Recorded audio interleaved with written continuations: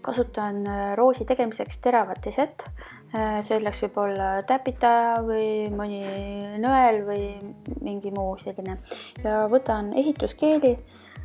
Mul on selline paks keel, mul nüüd sükest lahjemat keeli ei olegi, aga tegelikult ma usun, et kõige paremini sobiks selleks sellise vähe kergema viskoossusega keel, mis on ühtlasi ka pealiskeeliks.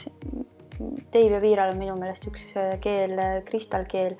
See võiks ka päris hästi, ma arvan, sobida selleks roosi tegemiseks, sest et ta on hästi hea läbipaistvusega. Ja kastame siis selle, rullime ta sinna keelipotsiku sisse ning paneme UV-lambi alla. Ja siis paneme ta uuesti keelipotsiku sisse ning nüüd lambi alla ei pane, vaid hakkame panema neid pisikesi mikrokuulikesi. Ning siis läheb alles lambi alla. Nüüd see on soovituslik, et võite kasutada glitterit või ei pea üldse panema, võite kohe peapidi värvi sisse panna, näiteks, et põhi on mõne tooniga ja siis alles lambi alla. Nüüd mida lambi all on, et te rulliksite seda seal lambi all nagu grillil lihapraeks või midagi, et näpu vahel muudkui rullite seda, et kõik küljed saaksid ilusti UV-valgust. Ja nüüd kanname värvi peale, teeme sellised nagu lilleõied ühele poole ja teisele poole ning jälle lambi alla.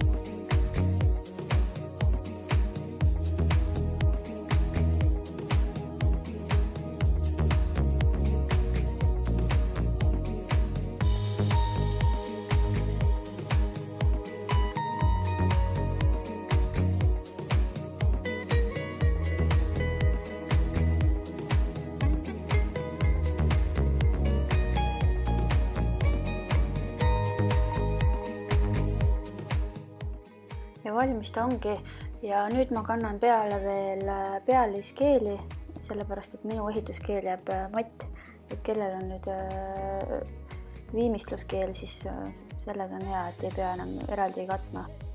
Ja nüüd kasutame freesi, et üks külg, siis alumine külg just nimelt lapikuks teha. Ja hästi kõvasti peate sõrmade vahel selle kinni hoidma, et see tahab ilmsesti sealt minema lipsata. Ja täpselt nii palju lasete ta lapikuks, kui ise tunnete ja tahate, et peas, et enam-vähem siis sinna maani, kust need kivikesed algavad.